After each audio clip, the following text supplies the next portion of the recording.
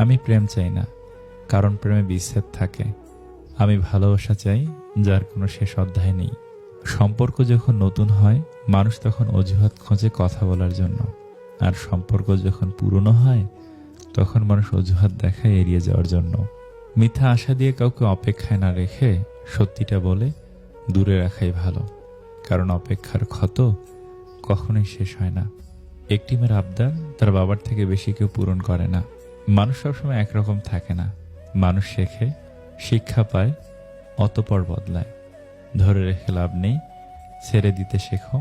মুক্ত করার পরেও যদি ফিরে আসে, তখন আগলে রেখো। আমার জীবনে 3টি সমস্যা।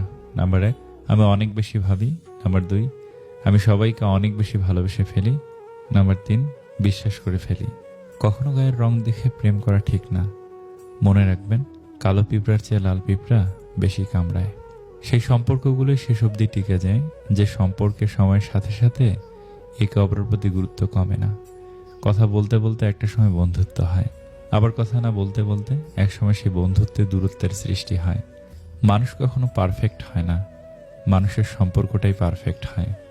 কাউকে ভালোবাসা দিলে সেটা হয়তো ফেরত নাও পেতে পারো, তবে কাউকে কষ্ট দিলে সেটা ঠিক ফিরে পাবে। এটাই বিধির বিধান।